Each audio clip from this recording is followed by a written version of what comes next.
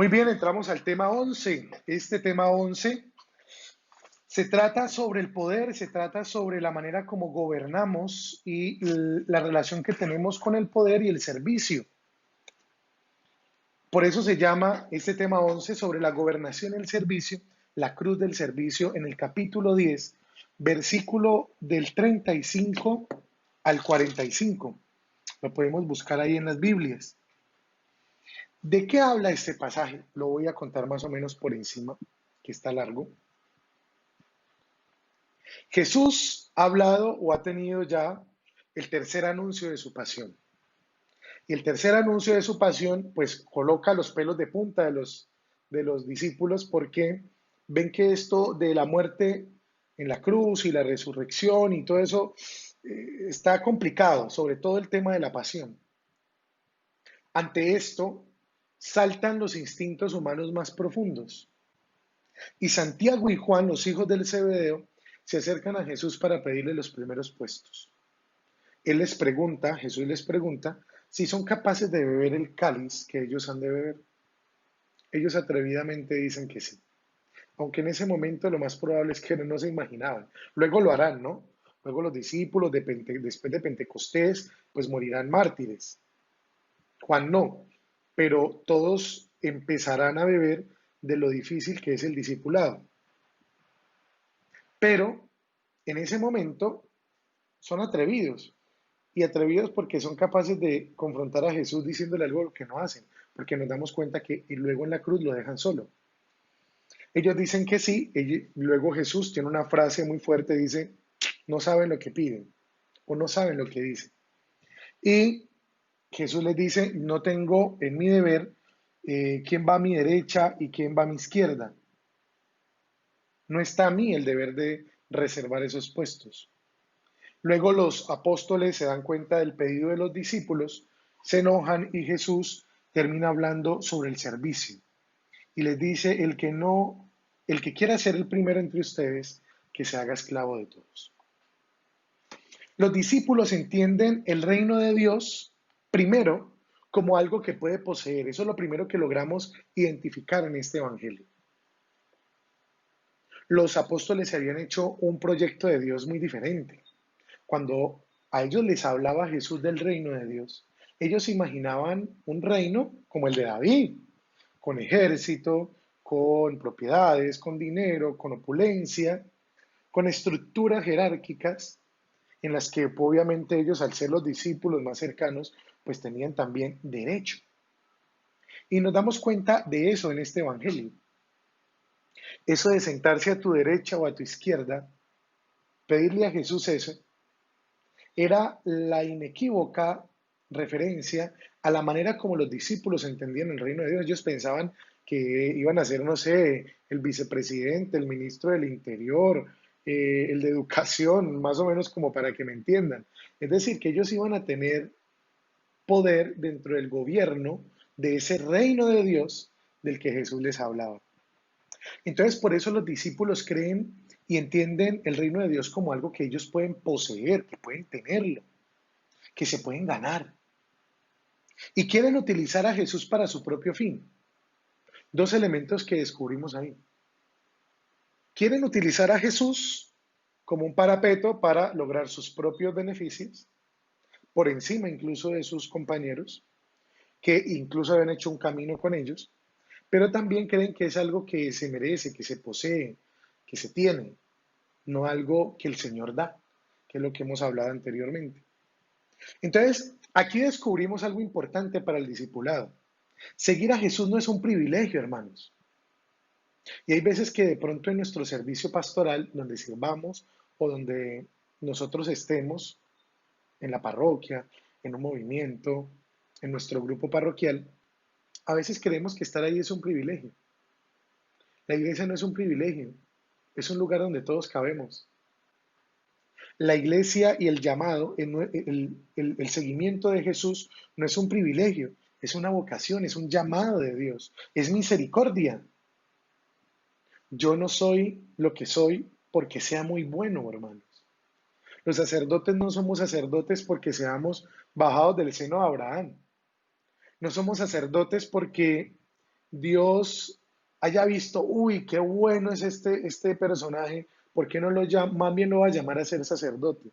No, somos llamados porque Dios ve en nosotros cosas que nadie más ve, porque Dios quiere, porque en el plan perfecto de Dios, Dios nos llama a ser parte de ese discípulo, de ese llamado. Entonces lo mismo pasa con todos nosotros, los que servimos en algún puesto de la iglesia. Hemos sido puestos allí no por lo que somos, sino a pesar de lo que somos. Y eso no era lo que entendían, eso era lo que no entendían los discípulos, que a pesar de lo que ellos eran, Jesús los había llamado para seguirlo. Ellos no se dan cuenta que el servicio luego será un martirio. Ya vamos a ver por qué. Entonces, Jesús utiliza esto del llamado de atención sobre el servicio, porque Jesús le quiere enseñar a la comunidad, el evangelista quiere colocar estas palabras específicas de Jesús con el tema del gobierno, el servicio y el poder, porque el evangelista quiere mostrarle a las comunidades, es decir, a esas comunidades que van a leer este evangelio cuando se escriba, quiere enseñarles primero que tengan mucho cuidado sobre el abuso del poder. Me disculpan lo que voy a decir, es una frase típica tal vez de nuestro ardor popular. No hay cosa más peligrosa que un tonto con poder, porque a veces el poder saca lo peor de nosotros. A veces somos puestos en lugares donde Dios ha visto que podemos servir y tenemos un poder que a veces no sabemos administrar. Y eso es un elemento que nos puede jugar en contra, nos puede hacer creer que somos privilegiados. Y no, hemos sido puestos ahí por pura misericordia del Señor. Entonces, primero, el evangelista quiere advertir sobre el abuso del poder y segundo, quiere advertir sobre los que piensan que son poderosos pero hieren a los demás. Cuando uno es puesto en una posición de poder en la iglesia o de liderazgo en la iglesia, lo que tiene que entender es que uno no puede mostrar sus heridas. El poder le hace mostrar a uno las heridas espirituales que tiene en la manera como trata a sus hermanos. Y tenemos que tener mucho cuidado con eso. Por eso decía que no hay cosa más peligrosa que un tonto con poder. Porque una persona que tiene muchas heridas que no ha sanado y es puesta en el poder, desde esa posición de poder, puede perder el norte del por qué ha sido puesto allí y puede reflejar todas esas heridas interiores que tiene con aquellos que han sido puestos bajo su cuidado. Si tú estás en una posición de poder, si tú estás en una posición de llamado, de liderazgo en tu iglesia, tú tienes que entender que ese llamado tiene que ver con algo mucho más profundo. Y con eso profundo que tiene que ver es que ha sido puesto allí para dar vida, que es lo que vamos a ahondar ahorita. No para reflejar tus heridas y para dejar que el poder que te ha sido encomendado con una tarea que es el servicio, termine siendo tu propia perdición. Entonces, para Jesús, el verdadero poder, ¿cuál es? El verdadero poder es el servicio. Ese es el verdadero poder del discípulo. El verdadero poder del discípulo no es decir, qué bueno eres tú. El verdadero poder del discípulo no es decir, oh, qué sabia es esa persona. El verdadero poder del servicio, del discipulado, perdón, es el servicio. Por eso en las comunidades debe prevalecer otra clase de poder. Y la vida de Jesús es una norma para todo discípulo en eso. Jesús cambia la vida porque da vida. Jesús le cambia la vida a todo el que lo conoció, lo conoce y lo conocerá porque da vida. El servicio, entonces, o el sentido de su muerte, el sentido de su ministerio, era dar vida. La muerte de Jesús que da vida. El servicio de nosotros debe dar vida. Por eso cuando se sirve, ¿a qué se sirve? Se sirve a tres cosas fundamentales. Se sirve a la vida, se sirve a esa vida que se quiere dar y se preocupa por la vida de aquellos que están bajo nuestro cuidado. Por eso el servicio es vida. Por eso el ministerio debe ser vida. Ese es el lenguaje del amor de Dios. El lenguaje del amor de Dios es que por medio de su ministerio, de su servicio, el discípulo da vida a la iglesia y da vida al mundo. Y ese es el lenguaje de Dios. Qué bueno sería que nosotros revisáramos primero, y esta es algo, una tarea que esperamos que hagan después de esta catequesis, es, la pregunta es sencilla. ¿Cuáles son las heridas que tú reconoces que tienes que pueden ser obstáculo para tu servicio? Por ejemplo, recordemos, ¿cuáles son las heridas que crees que tienes que pueden ser un obstáculo para tu servicio? Les voy a colocar un ejemplo. De pronto en nuestra familia hemos sido despreciados, ninguneados. Algunos de pronto han vivido situaciones en las que fueron puestos a un lado, relegados en su familia, por X o Y circunstancia.